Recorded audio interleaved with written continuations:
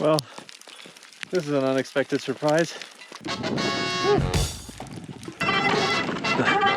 Careful, high consequence. Oh,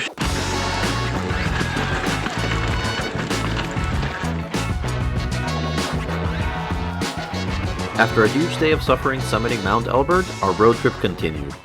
A well-deserved night of rest in the awesome town of Salida, and early next morning we made our way past the Monarch Crest to a hidden gem that is too often overlooked, Canyon Creek.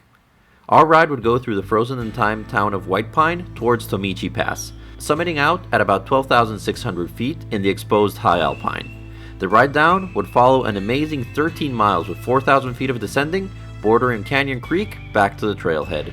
it really feels like the Old West. That's one of the cool parts of this sport beyond just riding. You get to see all these places that most people never get to see. White Pine is an old silver mining town that started around 1878.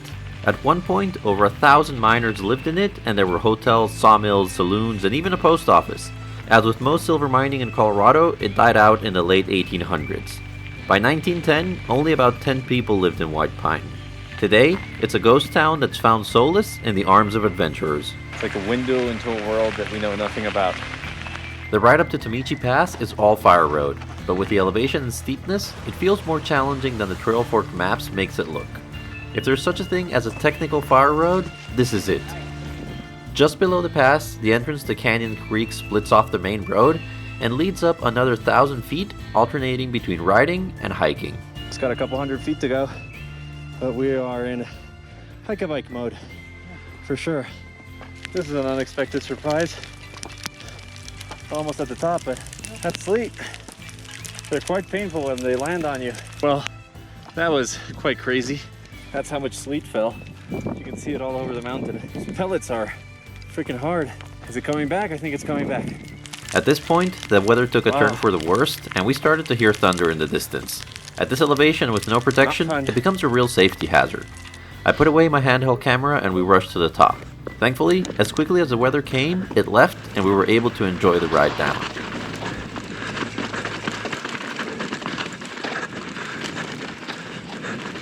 Canyon Creek shows its heritage as a motor trail quickly. With multiple braided lines and thick chunk around, this is one that gets serious right from the start. Following the ridgeline, it trends downhill with a fair amount of incline, but by no means excessively steep. I love this. This is super chunky. Really, it's that perfect point where no brakes are necessary. Being brave enough to not use them is another discussion.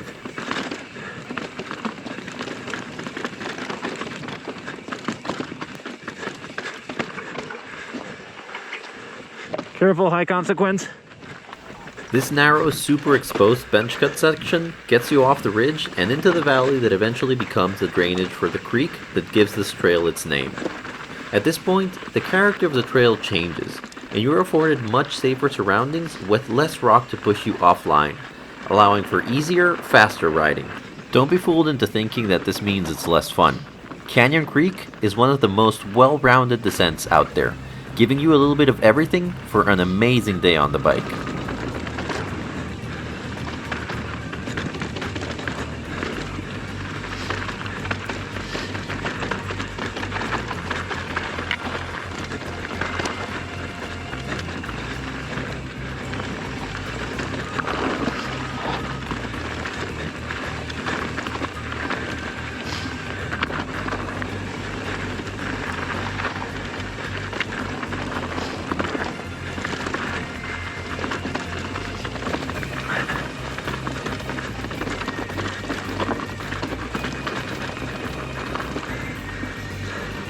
Wow, this is a fun trail. It alternates nicely between chunk and letting you catch some speed. Don't get bored of any particular thing. As you approach the tree line, you'll most probably be used to the terrain and carrying speed comfortably. But this trail is yet again about to change its feel and keep things interesting. Not only do roots, lots and lots of roots, come into play, Little pedal strike. but there's also super long rock gardens to contend with.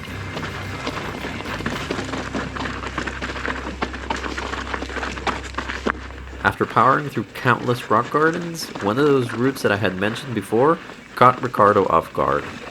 Oh, you okay? Yeah. I got the bike.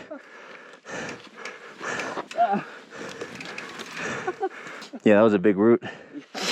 It was so slow. Your bike was in the air for like 2 seconds or 3 seconds, just like, uh-oh, yes, no, yes, no. Even though it was slow motion, it was a big tumble.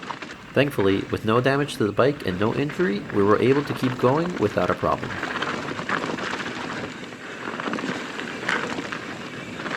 As we were getting closer to the bottom, the trail started to be full of downed trees. I'm not going to show you all of them, but it happened more than a few times. It was also noticeable though that somebody had already been through here with the chainsaw and had cleared as many as possible. Got all of the crunchiness of the sound that tires make over the pines on the floor. As often happens with river trails, as we got closer to the bottom, the trail flattened out a bit. Interestingly though, Canyon Creek is unique in that it's full of dips and rollers and bumps, allowing you to pump through almost everything and make keeping up speed without pedaling super easy.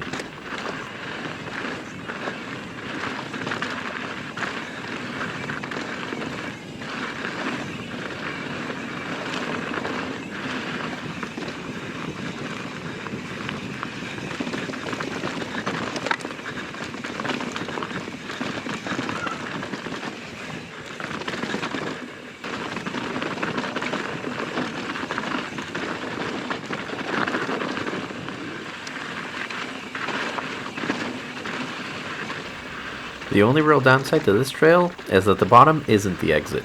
Getting back to the car involves crossing over a small ridge, but before you get to that point, you're rewarded with one last super flowy section that feels like nature's bump track. Although I'm pretty sure it's just dirt bikes that have shaped the rather sandy soil, it is an absolute blast. Well, unfortunately it looks like once you get to the end, you have to climb back out to the parking lot. About 200 feet of climbing. It's not too much. This last section has all been pushing. It's definitely hike-a-bike. There's a lot of stuff that's just way too steep, and this dirt is so loose, almost can't pedal. You can tell that this part was thought out for motos, and you can kind of see the tracks on the ground, that they're a much thicker tire. I assume the pushing is complete.